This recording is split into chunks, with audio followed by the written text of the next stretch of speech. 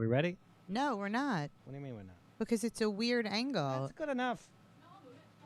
Looks fine to me. All right, fine. Let's go. I just think it's weird. It's going to be getting, like, our profiles. Hey, I got no problem with my... I'm Rudolph Valentino, the great profile. Like, shouldn't we be like this? Okay, then do that. That works. But then it's weird that I'm not looking at you.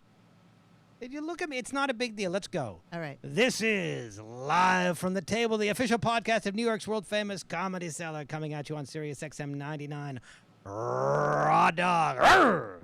And on the Laugh Button podcast network. I almost got that perfect, and I fucked up at the end. The Laugh Button podcast network. Dan Naturman here. Noam Dorman is not here today. He had a meeting of some sort that took priority. I don't know if it was an important meeting, but in any case, he felt it was more important than this. Maybe it was, maybe it wasn't. I am with Periel Aschenbrand, our producer.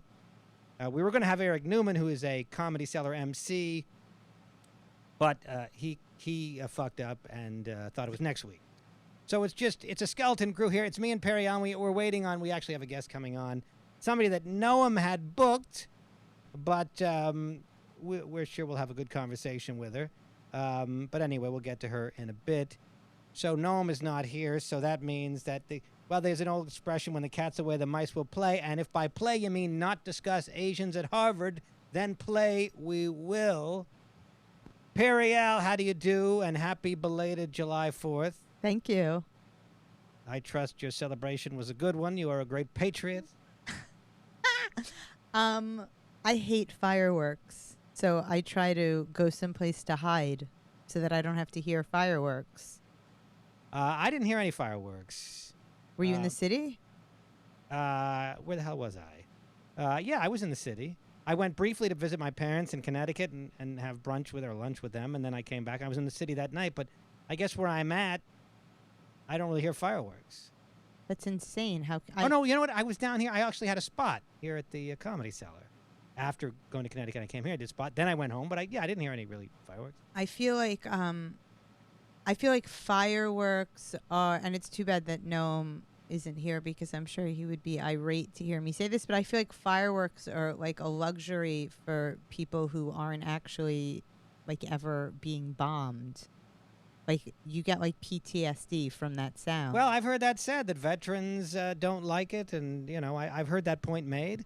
I guess there's validity to it. I don't know if we want to get too sidetracked on fireworks. We have other things to get to. We do. We have a lot of. We don't have a lot, but we have certain things to get to. Why don't we start with Dan's book? It says on your little Dan's pad. book. What kind of pad is that? It is a maxi. Is it a Little Mermaid pad? It is a caliber. I usually use a very basic line pad. Anyway, my book. Those who are regular listeners know that I've been working on a book since prior to the pandemic. Mm-hmm. And the book is more or less finished. I mean, is a book ever finished? You can always do a little more editing and a little more. No, they're finished. No, but you can always, until it's actually on the shelf or in the store or on Amazon, theoretically, one can always sand it a little bit, varnish it a little bit. All right. Another little coat of paint or whatever. So what's going on with the book, you ask? I have decided to go the self-publishing route, although Periel had told me I should not, and I should hold out for a publisher.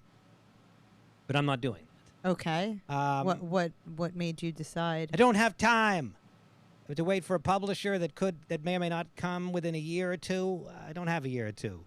How much time do you have? I have a few more days. I don't have the patience for it.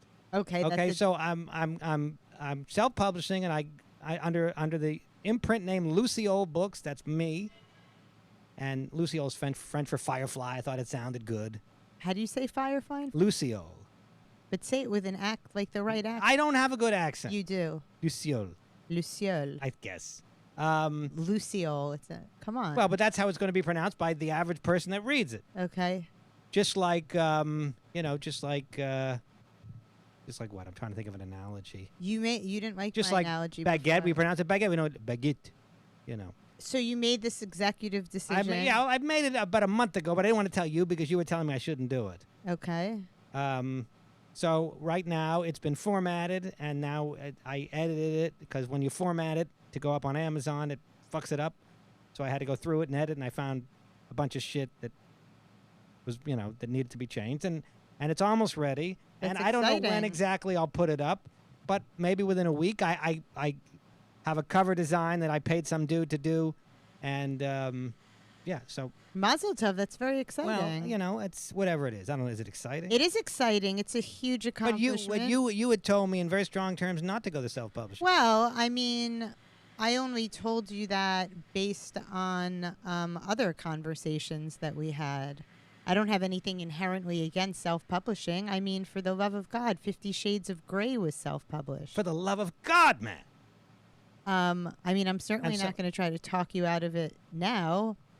No, You're going to embrace it and celebrate it for what it is. and I mean, it's disappointing that I wasn't able to land within the You barely year. even tried. Well, I tried somewhat, God, and I mean, barely even tried. I tried enough to see the writing on the wall. I don't know that this is the kind of book because it's not a thriller, because it's not. It doesn't fit into a genre that is hot or that is typically embraced by publishers. The novel? Within the novel, there are thrillers, there are romantic comedies, there are historical fiction, there's coming of age. This is none of those things. I mean... Well, you don't know because you didn't read it. Well, I read enough of it to have a sense of that it falls into a category that certainly many authors... I would qualify it as humorous literary fiction. Yeah, I mean... And that is not something I don't think publishers are necessarily going after vigorously, especially from somebody who's unknown. And okay, first of all, you're not unknown. And second of all, you have no idea what publishers are going after. Because, I mean, what you said before was the honest thing, which is that you just don't have the patience. And for I don't it. have in addition to everything aforementioned, I don't have the patience. You don't have the patience. No, for and the way it. I see it is this. If it sucks, then there's no point in going after a publisher because they're not going to be interested. And if it's really good, then people will see that it's good. And I want them to see that it's good, if it is good, sooner rather than later. I just don't have time to futz around. And we live in a world where people are getting famous from Instagram posts, literally from Instagram posts. Yeah. People are getting famous from YouTube videos and from podcasts. Yeah. We live in a do-it-yourself world, so I'm doing it myself. Well, I fully support that, but I think and I'll go on podcasts, and I have access to podcasts, and I think that other comics will get behind it. If for no other reason than sympathy. I mean, they figure this this guy's still doing it. Oh, fuck it, we'll retweet his fucking book. I think they will because...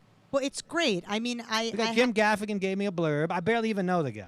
Wow, that's great. And the fact that he gave me a blurb leads me to believe that people will get by. I think people will, because I'm around. I've been around.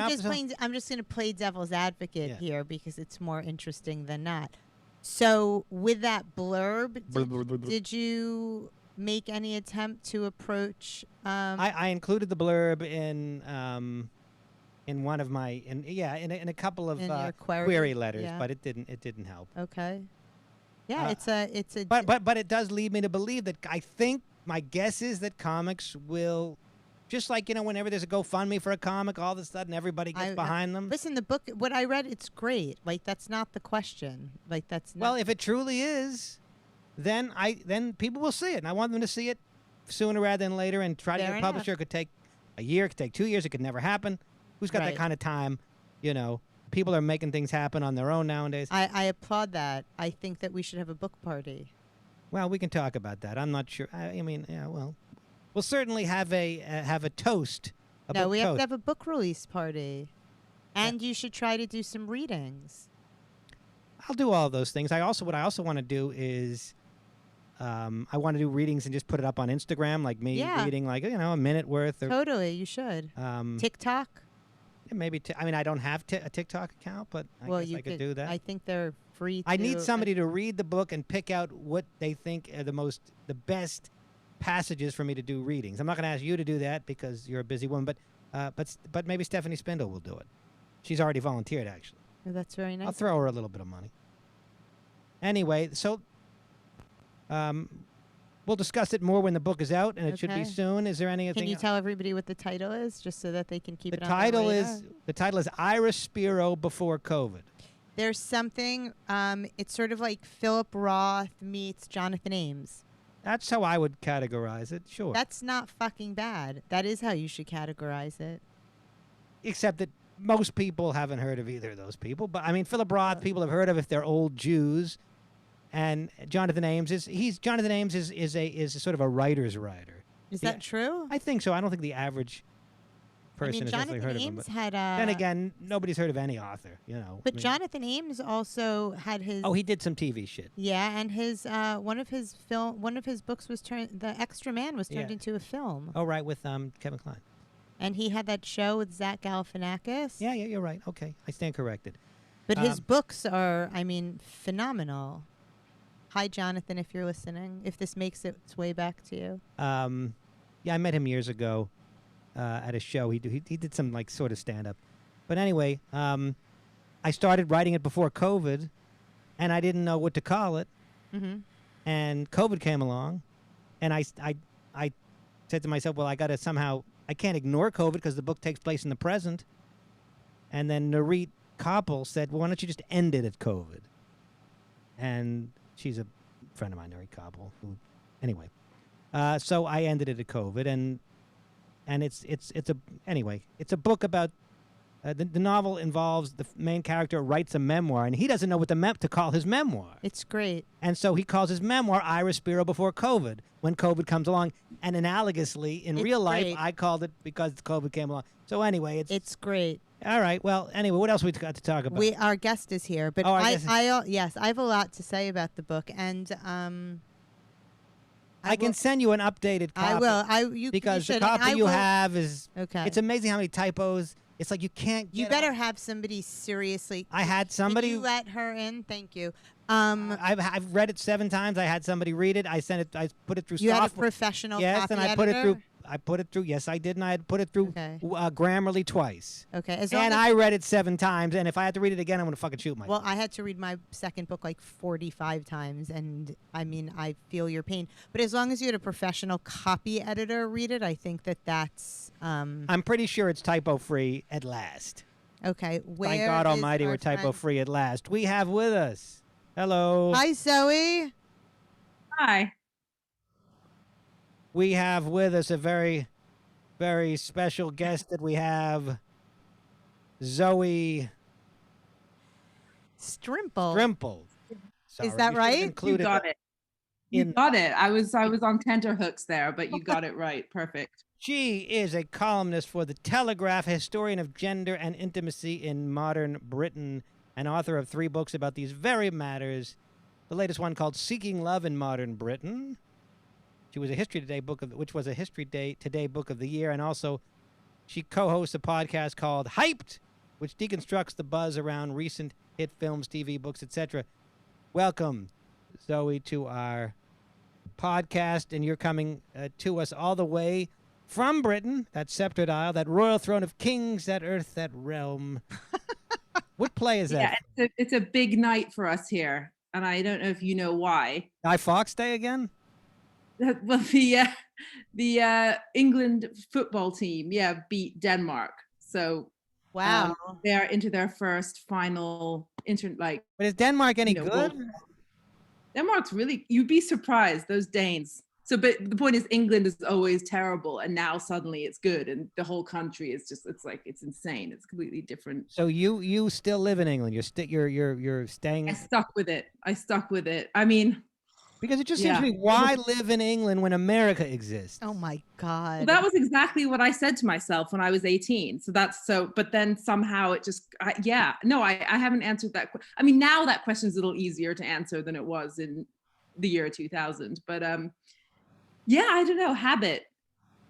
I mean, I have great love for England and the history, and of course, England gave birth to the United States. But it's just the weather and the drizzle. Yeah. I mean, the weather, but I mean, are you saying you're like gung ho America right now? Because that's a change of tune. Well, I think. Well, It's I've a always New been York gung ho weather. America, but It's just, I mean, how do you compare? We've got everything. We've got the desert. We've got the mountains. You can go skiing. You can go hiking in the desert. You've got we've got big lakes and forests, and Do you do those things? we've got. When was the last time you went into the forest? It's a fair question. I mean, yeah, geographically, maybe landscape-wise, you win. No, England is gorgeous. The English countryside.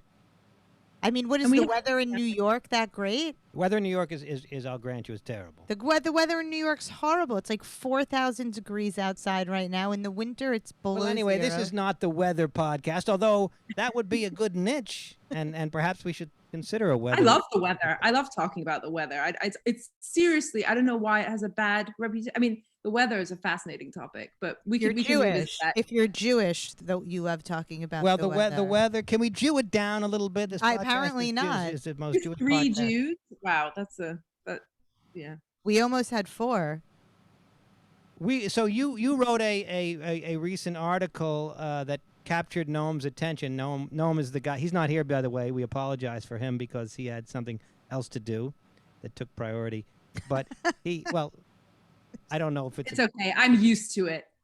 But he very much wanted to talk to you about an article you wrote about flirting in the modern age, in the age of Me Too. Flirting in the age of Me Too is basically what you wrote about. Yeah. I did. Well, no, I mean, actually, that was the kind of headline they gave it, which kind of undersold what I was trying to say, actually. I think flirting is kind of a lame, I mean, I wouldn't read an article with flirting in the headline, so I'm amazed that he did.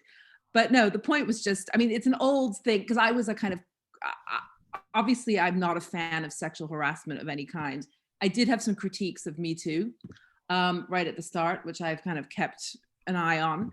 And one of those critiques is that there's a bit of a binary in the narrative. So there's a sort of sense that when we do call out these misdemeanors or whatever, or these, whether it's, across the whole spectrum, we do kind of throw everything into that. So men become universally predatory, women become de facto victims without any active desire of their own. And it all becomes very treacherous and dangerous. And the whole, all the, I'm not celebrating the bad sides of the gray area, but I think a lot of what the frisson, flirtation, all the kind of ambiguity becomes, loses its promise because it becomes politicized. And, I think that article slightly, that really originated from something I was worried about, which was that for a lot of women, the problem isn't too much sexual attention, it's too little. And those people have zero voice. Nobody's interested in the women who are like, wait, I can't relate to these narratives. Okay. What about my... Well, fair enough. Then why don't we discuss that? Why don't we discuss this notion of women that don't get enough sexual attention? Because I've never really heard about that complaint made, or that exactly. point You made. haven't heard it. Yeah, but there are a lot of, so I sort of started thinking about this when I was reading my teenage diaries recently, because I had to clear out my childhood bedroom in Boston, Massachusetts. And you grew up in Boston, Massachusetts? I grew up in Manchester by the Sea, Massachusetts. Yeah, that's why I have this accent. Right, that makes sense. Wait, then what are you doing in England?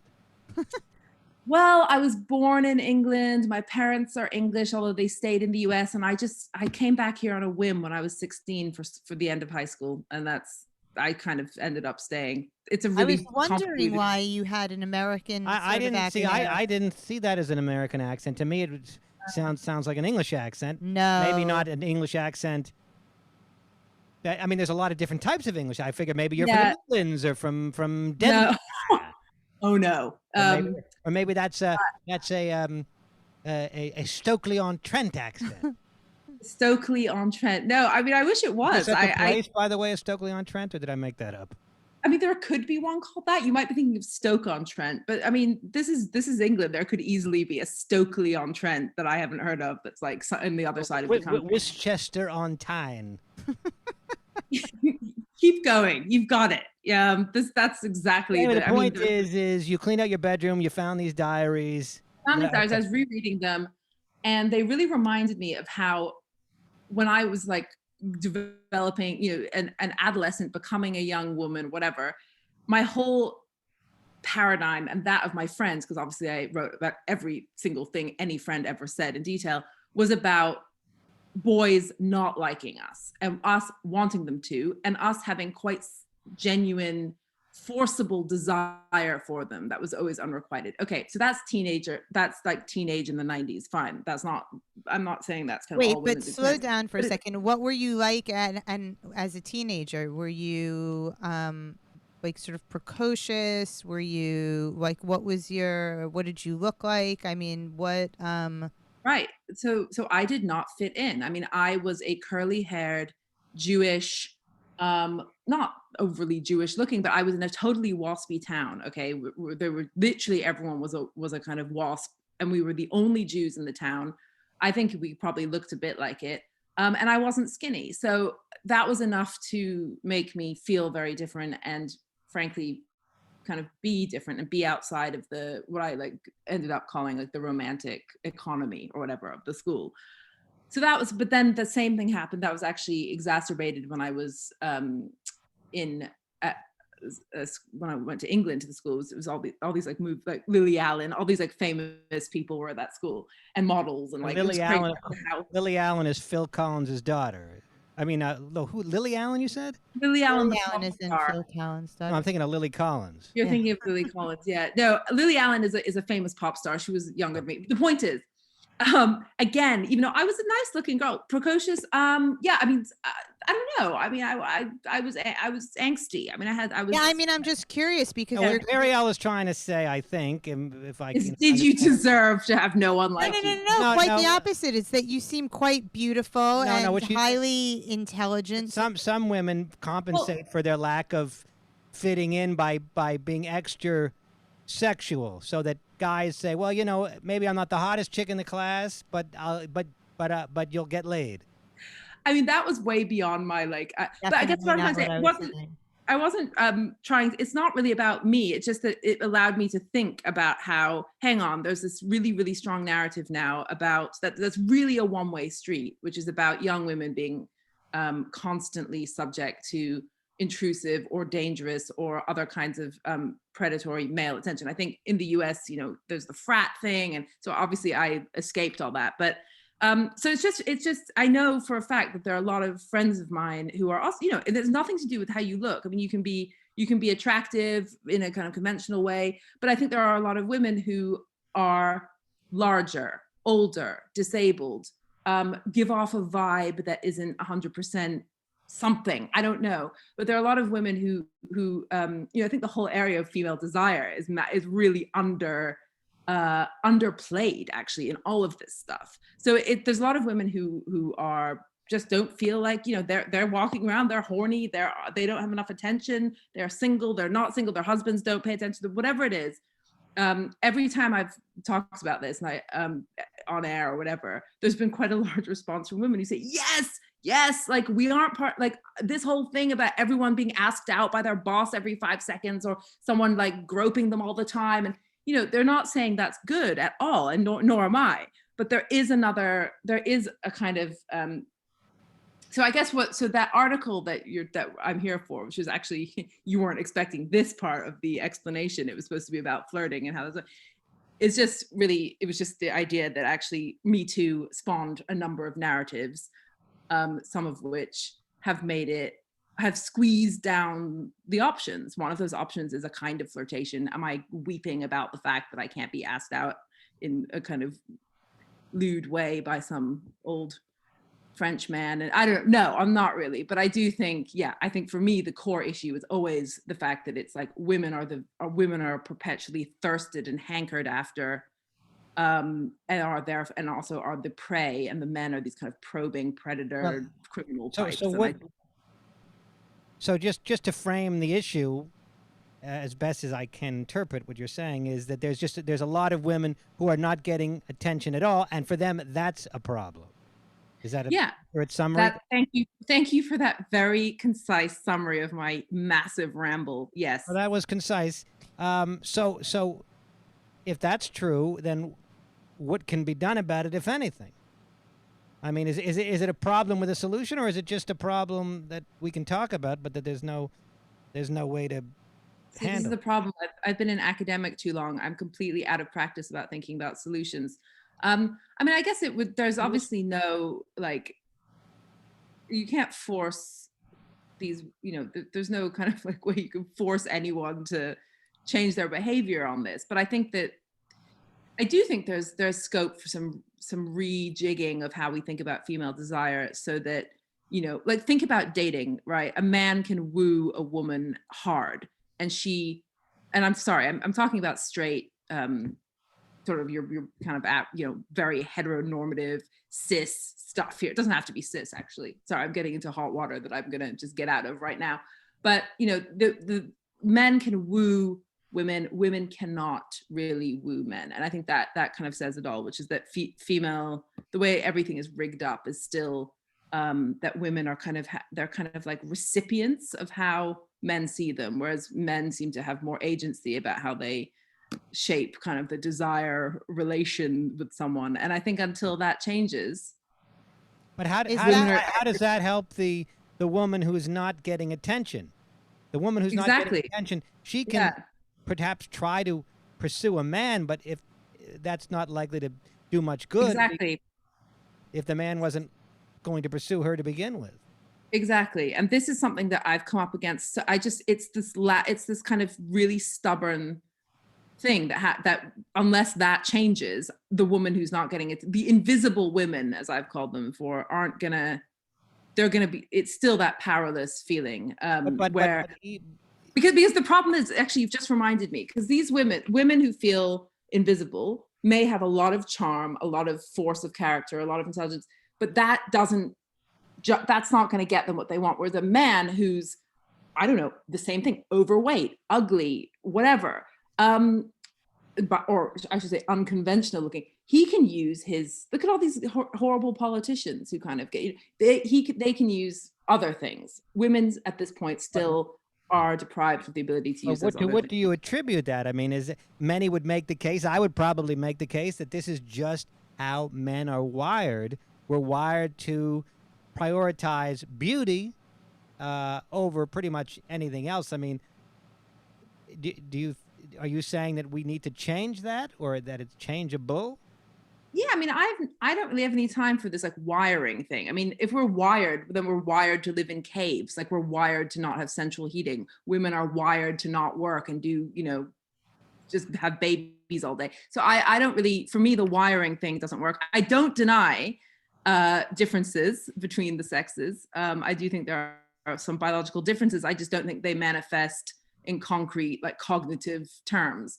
Like men have to only prioritize this or that. And I think we've seen a lot of change already in what men want. And I think, one of the most interesting examples of how change can happen is, within a fairly short period of time, women went from being completely dependent, having no rights in marriage, not really being able to get higher education and work, to like basically being able to do all those things. And most men kind of accepted that and see women, don't really question. I mean, maybe it's a class thing. I mean, I don't know, but there's been a massive change that basically, if you'd said to a man in the 1850s, well, in 2021, there's going to be a female vice president, or there's going to be, female prime minister and all that, it would have just, no way, so there is scope for change. What am I, what is the backtrack for 1 second? And not necessarily. What do you? Well, I mean, I'm just trying to understand, like, how these quote unquote invisible women, how it correlates to the Me Too movement, or what. Well, we're getting away from the Me Too movement. We don't want to get bogged down in the Me Too movement. But you're right to ask that, because that was the kind of the connection with, so the invisible women thing is, the Me Too movement spawned a huge amount of people talking about all the ways in which men can't keep their hands off of them. So a lot of those ways are really bad ways that men can't keep their hands off of them and should be, punished or dealt with, or, that aren't. But there's also within that mix quite a few ones that to other women sound like, oh, you just get asked out a lot, like you get a lot of sexual attention. And it can come across as, frank, like I've sometimes, sorry, I keep saying like what I've called, but like you could say, humble hot bragging of a type. Like it's a bit like, I'm just so hot that I just get so much attention all the time. And so it's a small thing. I mean, the overarching thing of Me Too is, Right, sure. I would never say like, it's all bullshit or something. And obviously it's right to, I don't want bad things happening to women or anyone. But I do think that it did, just the dynamics of the movement created this rush of discourse about male rapacity and women all being seen as sex objects. And yet a lot of women aren't seen as sex objects. And over time, I think this is not scientific research. This is based on things I've picked up on, heard, got feedback from. A lot of women feel like this is not a narrative that's speaking to them. So that's just the connection. And it's just one of several of these weird dynamics to emerge from Me Too. So what I mean, you said earlier you're an academic that doesn't look towards solutions, but you're saying that we need to somehow rethink what it means to be sexy, or what I don't know.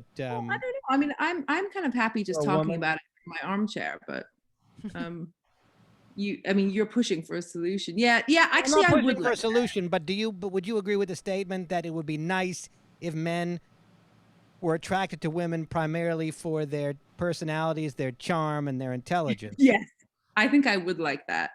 I wouldn't. It doesn't have to be just that, but I would like some equality of like. I don't think I'm going to be able to bring this about, but it would be nice if, just like men can exert the force of their personalities and charm to woo women. Look at our prime minister. He's very unattractive, very, very, very unattractive. And yet he's got this hot young 30-something wife now. A lot of women are into him. Can you imagine the equivalent, like Angela Merkel cleaning up? Right? No, well, sure. There's a very clear double standard there. Nobody's going to dare argue that. But I mean, I think it seems to me. But there's also a double standard in the other direction, because a man that is gorgeous but works at McDonald's might not hope to find a woman, whereas a woman who's gorgeous, guys don't much care where she works. Or what she does, or if she works at all, or if she makes a living. So, in that sense, there's a double standard going the other direction. Right, but it's a power thing also, right? So, I mean, the conventional beauty standards have been created by a patriarchal structure. Well, this is where if Noam were here, he would holler at you. Well, he's not here, I'm so not you Noam. you can holler at me. I but don't holler. I'll argue back. I don't holler. I just wonder about how much beauty standards are dictated by a patriarchal society and how much they're dictated by nature. Well, I would say that if you look at the finances behind all of the makeup companies and the magazines and... Well, let's ask our guest, I Sure. guess, what she thinks of that. Do you think that female beauty standards are largely created by culture and by men? Yeah, I love this. This is a wide-ranging interrogation. I'm liking this. I'm having to revisit my gender studies MPhil from like literally 10 years ago. I think there's probably a mixture of both things going on there. So yeah, I mean, I think probably a woman who was considered absolutely beautiful in the year 520 might be recognizable, or an ancient Greek woman perhaps that was considered beautiful might be similar, perhaps. But when I stroll through the National Gallery and I look at portraits of people from the early modern period in Holland or Germany, and I look at and they're supposed to be beautiful, and I think, wow, you just you look ill, and fat. So I think there's absolutely no doubt that there's like probably some sort of prized symmetries, fairness of skin, whatever. But like, I think 60% is cultural, maybe. Well, 40% nature. It's hard to say, but I will say that you know, I don't want to get too graphic, but Please do. women shaving certain areas.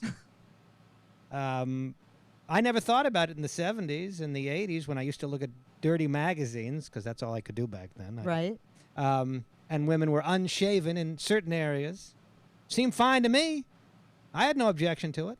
And now I see those same images and I'm like, oh, for God's sakes, woman, take care of yourself down there. Right. So the point is that culturally, I myself, my standards seem to have changed because I've gotten used to a certain change in terms of what's in fashion. Right. That's a social construct. That's what I'm saying. I'm making Right. the point that we agree. one standards can change based on culture and what's in style.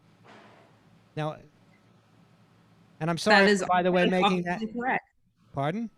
I said that is obviously correct. I tried to say that in the most, without being too graphic. I think the word is like, yeah, when you talk about fashion, that is a kind of delicate way of saying like porn has changed. That could be a good title for this episode. Now, what about underarm shaving? Is that innate or cultural? I mean, how long have women been doing that? And could we somehow get used to the other way? I wonder. I mean, wonder. Well, there was a girl who was doing her PhD at the same time as me on body hair and grooming. So I should, you should speak to her. Hair. I mean, I don't know. I mean, that feels like a very like specific, probably some people, it depends on what country you were in. I think that's like, I mean, it's an interesting topic. It's not one that I know too much about. I think the hair thing, but aren't people? But how universal? And people are, I thought now there's about hair now. Sorry, what's that? But now people, I thought now hair is back. It is. I don't believe it's back. It is back. Well, who said it back? Where is it back? I mean, if you look through fashion magazines or models, I'm not seeing any hair. Where are you looking? I'm telling you. Vogue, Mademoiselle, Redbook, Jalouse. Yeah, Jalouse. Vogue. That's a good one. Vogue Italy. Any magazine. You're looking at Mademoiselle. Okay. That's I'm just interesting. saying, were I to be looking at Mademoiselle, Madonna's, I don't think I would see hairy underarms. Madonna's daughter, who models for Marc Jacobs and is quite the little fashionista, carving out a role for herself and Marc Jacobs, doesn't shave her armpits. She has black, full hair under her armpits. She's gorgeous by any standard of beauty. She's in her early 20s. And there's a whole crew of, there's a whole... Well, but it's still your average guy wants to see shaven underarms. And my rhetorical question, because I don't think it's one anybody can answer here, is could we get used to or embrace the other, the non-shaven underarm? Whether or not, I don't know anything about Madonna's kid. Was that Lourdes? Yeah. Anyway. Can you pull up a picture of her with her armpits? I have no doubt that what you're saying is true, that she's in magazines, but that doesn't mean that guys like that. Zoe, you have any comments or questions regarding this topic?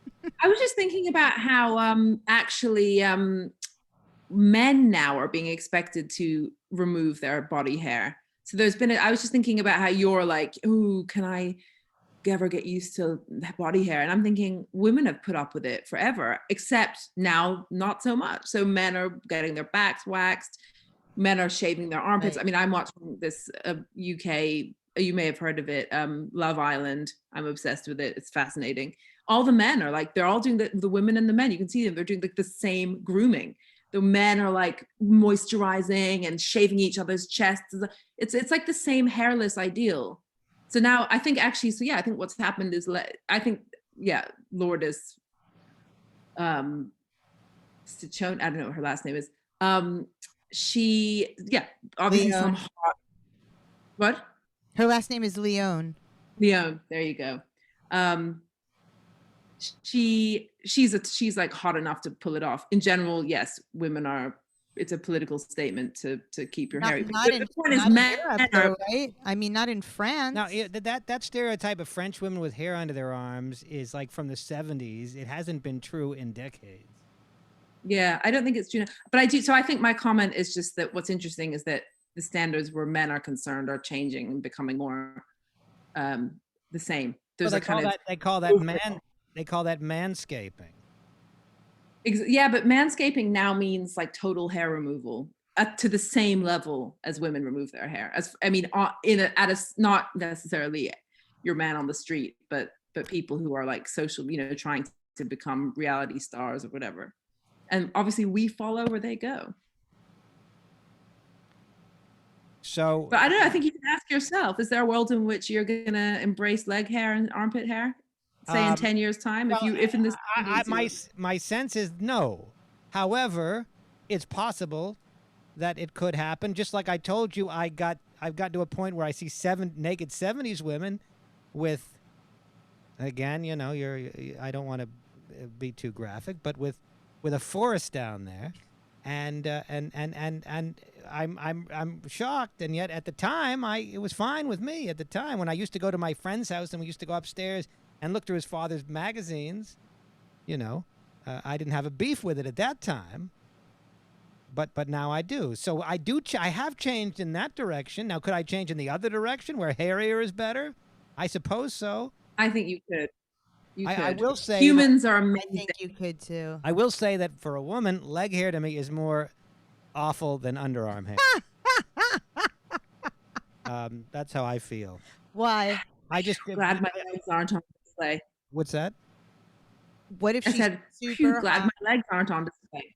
Oh, hilarious. What if she's super hot, sick body, gorgeous, and she doesn't shave her legs? Well, it depends how much you're gonna love it. If it's a woman with you eroticize that for sure. Well, I don't know how I'd react because I haven't seen that, but I'm just saying that as general matter, aesthetically speaking, the underarm to me is less offensive than legs. But what about bikini line? Yeah, yeah. I mean, I don't love that either. Like just like if you went to the beach again, sick body, super hot. She took off. I'm just telling you, I don't like shorts. No, but the question I had asked is, could that change? And the answer is, I don't know. I mean, I know it's changed with regard to less hair being better. Over time. But in any case, this is a fascinating line of thought. It is, we right? Trace that a little bit more. What's that? Would you have a question kidding. That was a joke. I was sort of never mind. Oh, I think it's kind of sexy when girls have hair under their arms. Do you have any comments, Zoe, about that? Sexy? I'm over it. I'm not. I think I've said everything there is to say on the hair. I don't find the hair thing that interesting. I don't know why. I think I just don't like hair. I don't like thinking. Maybe I have a sort of. Yeah, I don't know. It just doesn't grab me as a kind of. Well, I think it's interesting because if we're going to say that we can change what's attractive, and you've talked about women that are invisible because they're older or they're larger, they're overweight, whatever. Then if that's an issue, then we need to think about how we can train ourselves, perhaps, to have a wider palette in terms of what we find attractive. So I think more interesting than the hair thing is weight. And I think that's been really interesting. Like all these brands now having serious, not just curvy models, but really overweight models. I think I saw one on the Burberry shop in Bond Street the other day. It's like a real thing. And, I think that's interesting. I think that's good. I think there's been a genuine change there where we have clearly moved away from the super skinny kind of Kate Moss thing. And that's the weird thing. I mean, on one hand, you have the kind of people with the butt surgery or removing their ribs to get these overly curvaceous appearances. That's a curvaceousness that is more restrictive. But at the same time, you're getting that HBO thing, or is it HBO or is it Hulu? Shrill, and you've got things about. I just think body type is the last taboo here, and I think it's But you're right. I mean, we have Yeah. broken that down, right? We have recognized. Well, I think the bigger girls are getting a lot of love these Well, days. and they should. Good And for them. They deserve it. Yeah. I mean, there's nothing inherently better about being skinny. Well, but it's And not that's a matter- big thing. I mean, growing up, I felt very like I wasn't fat at all, but I still felt because I wasn't skinny.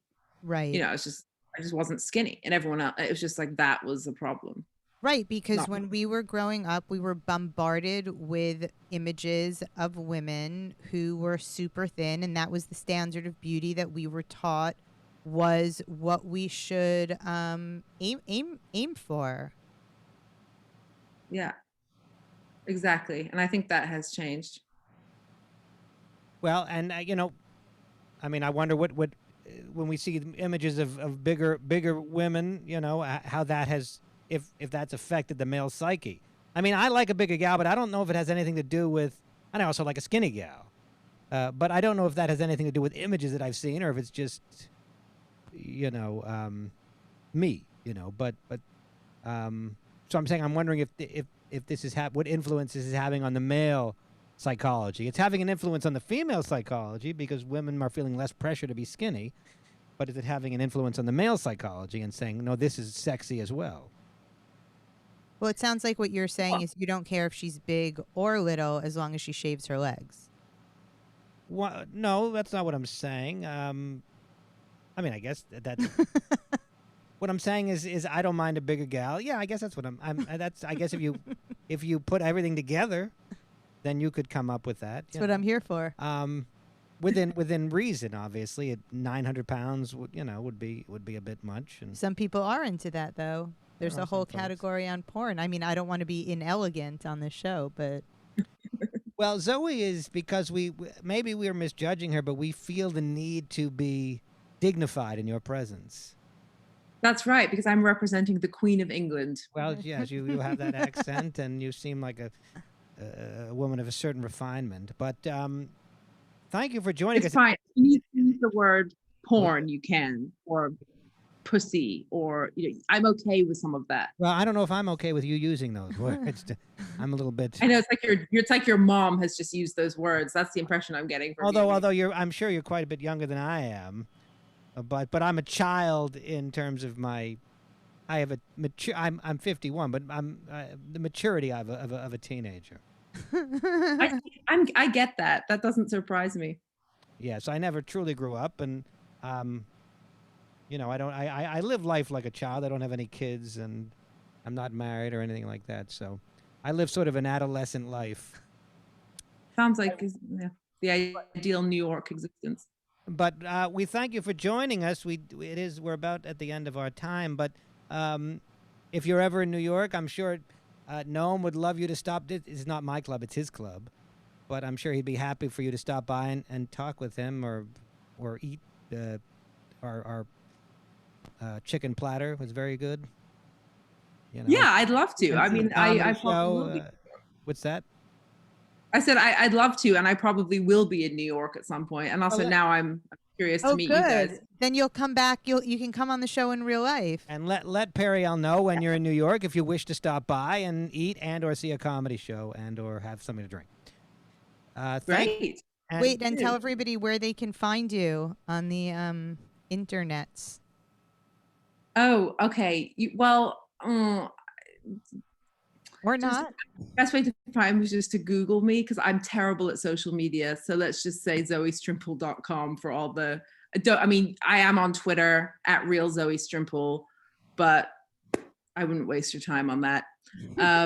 Zoe Strimple, Hyped podcast. Hyped is good. You should all listen to Hyped. It's good. It is good. Zoe Strimple is a young woman. I just Googled her. I'm not going to give her age out because it's not my place, but it's quite a bit younger than I am. So again, the whole mother thing is odd. Well, I mean, I'm interested that this Zoom. I mean, I like that there was a sort of hesitation that I maybe was in my 50s, but that's okay. No, not at all. I said to you, you're probably quite a bit younger than me when yeah, it's yeah. No, it's good. I don't know for sure. I don't know for sure, obviously. I mean, you could have us all fooled, but you do look quite young. But anyway, so ZoeStrimple.com, STRIMPEL.com. Thank you, Zoe. It's probably late there, so I guess you might be feeling. Yeah, it's 104. So Yes, thank you so thank you for much. staying up late Yeah, and that's it. indulging our immatureness and hair talk. And we'll see you when you're in New York, hopefully. That's Zoe Strimple. It was a pleasure. See you. Thank you. Bye-bye. Thanks for having Thank you. Okay, that was Zoe Strimple. Not the conversation we expected, Periel, I guess. What was the conversation? Well, we expected more talk about flirting in the age of Me Too. Yeah. I wasn't really clear on the distinction, or what does the Me Too movement have to do with these invisible women? I don't get it entirely. Well, first of all, it was one article she wrote that because Me Too, people talk in the context of Me Too, people talk about how women being harassed on the street. They talk about women being groped, asked out inappropriately in the work environment, et cetera, et cetera, et cetera. That's what and she's very much against those things, but she also wants to make clear that a lot of women are being ignored. That's her position. That's her position. I can't speak to that, and I wouldn't speak to that, but that's her position. I mean, I would venture to guess that there are plenty of women who are not quote unquote conventionally attracted who are being harassed and sexually assaulted as well. Well, very likely, but that's her position, and make of it what you will. I wasn't exactly clear on. I mean, and also, what does A have to do with B? Or maybe nothing. I don't see. I don't know that it has that much to do with it, but that's where I got. She wrote confused. an article on flirting that she didn't really want to talk about because she didn't really want to go in that direction. She wanted to go in the other direction. So she made that point that there are women that are invisible, and no doubt there are women that are invisible. Sure. And if we can change the male psyche to appreciate women of different shapes, sizes, and ages, that would certainly be a good thing. I'm not sure that's possible, but obviously that would be a positive thing. I think that there are plenty of women who are not quote unquote conventionally attracted, and plenty of men who are attracted to those women. Well, perhaps so, but no doubt some women get more attention than others. Sure. And some women are more or less invisible, at least relatively speaking. And if men can learn to appreciate women of differing shapes, sizes, colors, ages, etc., then it would probably be a better world. And we'd all would be better for men because, the fact that we all seem to like the same women is a little bit annoying. Do you? Because we can't all get true? those women. I mean, so if I was attracted true? to women that were older and larger, then it would be great for me. I wouldn't have to compete with Mark Norman. But what was your point? I don't know. Anyway, so do we want to? We have other things on the list. We have Cosby. We have Cosby. Let's talk briefly about Bill Cosby, Okay, and that's sort of related because he's a guy that harassed women. I don't know if they were all conventionally attractive or not. Listen, unattractive women get raped all fucking day long. I understand that. Okay. And I don't know what the statistics. I did read an article that the victims of rape tend to be younger, more likely to be younger. I don't know if that's true. I have read that, which is a controversial thing to say, but those are the statistics that I have read. Whether or not physical attractiveness makes any difference, I don't know.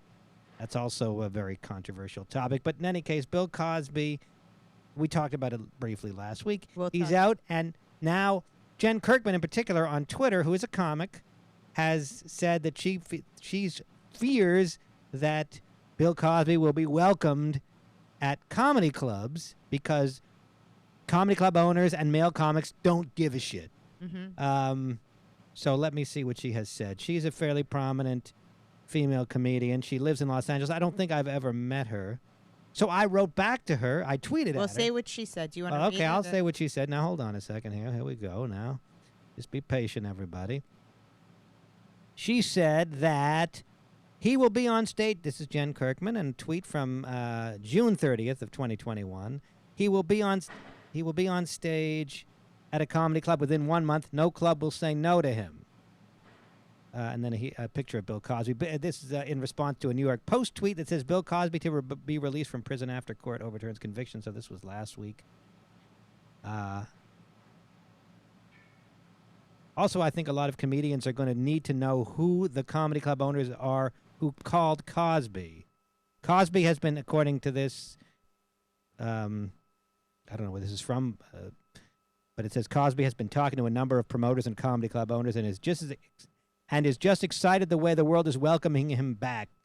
Andrew Wyatt told reporters on Thursday, according to the Philadelphia Inquirer. So I tweeted to Jen Kirkman that the owner of the comedy club, the owner of the Comedy Cellar, Noam Dworman, has told me that he will not allow Bill Cosby to perform if it comes up, and that I also added that I think that club owners would be insane to do so. It would be terrible for their reputation and terrible for business. She has yet to respond to that. Well, Von tweet. DiCarlo, who we've had on the show, said the first 2 rows at every show will be all comics. Well, it If won't you'd be like to respond to that. okay. I don't know. First of all, I don't know that he's going to be back on stage. Was he on stage before he went to jail that often? I don't know. I mean, he's a very he's 82 or 83, but he's an old 82 or 83. He's I think probably blind. He doesn't. perk right back up now that he's not in jail anymore. Maybe, but I don't know that he was performing all that much before.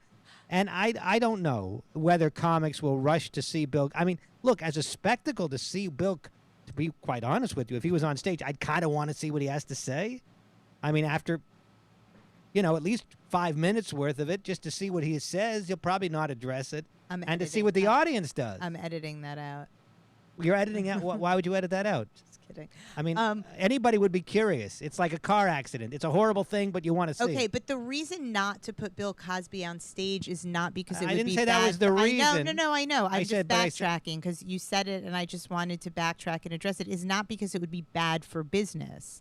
The reason not to put Bill Cosby on stage is because he's a fucking rapist monster. That's enough. It doesn't matter. But I'm saying to you that that even if club owners were amoral and didn't care about that, I think Jen Kirkman is wrong that every club owner would be very, very afraid to put him on because of the backlash and because it would be absolutely horrific for their reputation. And I think the audience would walk out, most of them. Now, that being said, I would be curious, at least to see the audience walk out, or to see what their reaction would be. What if there was some poll that said everybody wanted to see him? They were curious in the same way that you were. Then would it be a good idea to do? If a poll said that on a strictly business level, you're saying more. I'm saying that on a moral level, you're correct. It's Okay. not. All right. But on a business level, I think it's also bad. Now you're making the point that what if on a business level it wouldn't be bad? Right. What if on a business level the audience wanted to see him, and it wouldn't affect the reputation of the club? Then would club owners put him on? Many probably would. Right. But I don't think what you're saying is that hypothetical is valid. I think that indeed it would be a bad move to put him on stage. And again, I don't think he's getting on stage. He's old and frail.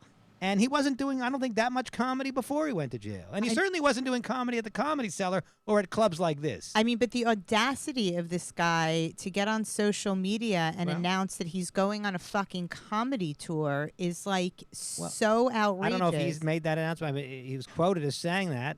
I don't know if he himself is, I don't know if he has any social media presence. But look, I don't know, If he followed you on Instagram, would you block him?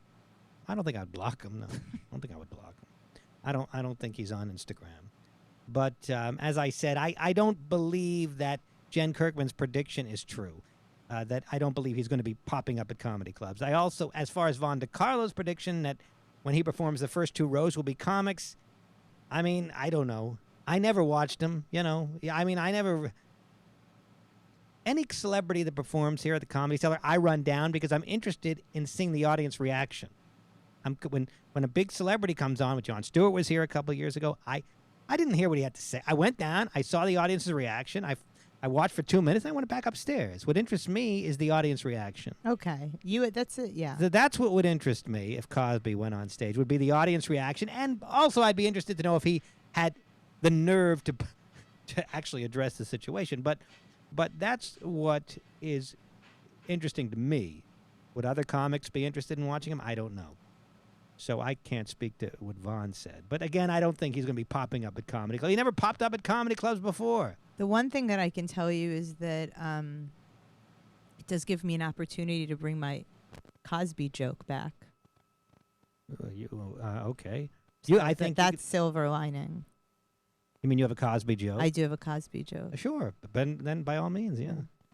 I mean, it is, it does have that. Why not? Why not make lemonade? That's a good title too. Why not make lemonade? A title for what? I don't know. Maybe your second novel. We'll see if there's a second novel. If this novel is well received and at least breaks even, then there might be a second novel. Define well received. Define, like, what will you be satisfied with? Like, how will you... That's a good question. That's a very good question. Yeah, it's not a good question. It's not a good for. question. It's a great question. Thank you. How do you define success? How will you define success? 5,000 sales. Okay. Now, 1 second, though. What are you going to do in order to make that happen? Because that's not a small number. No, it's not a small number. I will do. By the way, Wayne Fetterman, who we've had on, has told me he's sold over 2,000. Okay. His book, well, that's a very robust number for a self-published book, especially. Listen, it's you. And it's just starting. I mean, it might continue. Sure. So it's possible. Now, so what am I going to do? Yeah. What are you? I'm going to go on podcasts. Whoever will have me, I'm going to tweet, obviously, and hope for retweets. And I'm going to do excerpts on YouTube and on Instagram. Okay. Hoping for retweets is not a great strategy. That's just one of the... I don't think you weren't listening. That was one of several... Are you going to take your books and sell them after the shows? I will plug... I'm not going to stand there and with books. Why not? Because I'm not doing that. Okay. But I will say, I have a book and I might come up with a joke about the book so it sticks in their mind. And then if every time I do a show, 1 or 2 people go on Amazon and buy the book, then... What if you handed out little stickers with a QR code that people can scan? I don't want to do... I would do that at a show that I was headlining, but I wouldn't do that at the Cellar because it's tacky and no one wouldn't like it. No, I'm not talking about the Cellar at all. I'm just talking about, in general, a marketing strategy. You don't have to answer. I'm just putting it out there. Those are all things to be considered, but one thing at a time. T-shirts? Say Ira Spiro? Well, I don't know about T-shirts. I've never heard of a book being sold. I never heard of a T-shirt for a book. Now, that doesn't mean it can't be done or it would be stupid. I've just never heard of it. Okay. I mean, maybe it's a great idea. I've just never seen it. I've never seen baseball cap. I've never seen a T-shirt. T-shirt Lolita. That would be a T-shirt you wouldn't want to wear. That's a great T-shirt.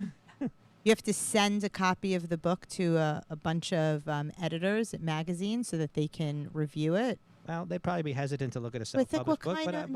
Why are you saying that? Well, because they would be, but I can still try 50 Shades of Grey. That got attention after it kind of snowballed virally. You have to do all of these things. Anyway, okay. I am hungry now, and we are an hour and 20 minutes into our podcast. Well, I think we held it down pretty well. I think we held it down. We started late, so we're about an hour into our podcast. Yes, we held it down reasonably well. So next time, I guess Noam will be here. And who do we have next week? It's on the schedule. Okay, so we'll see you. Someone great. Well, do you maybe Eric Newman, since he missed. Let me look at. Let me just before we go. Let me just look at who's coming up for next week, so I can whet your appetite for the next show. Whet your appetite. That is correct. Thank you. Oh fuck. Hold on. I think Zoe was done with us. That's why I kind of said. I was getting the feeling she was done with us, and so I thought she liked us. I can't tell. But I got sort of a feeling like she liked us, but it was enough. Yeah. Next week we have David Buss. Who's David Buss? I mean, do we have to do this on the air? We don't have to. Okay, everybody. We'll see you next time. Thank you. For questions, comments, questions, suggestions, constructive criticism, destructive criticism, podcast at comedyseller.com. Thank you. Bye-bye. Bye, everybody.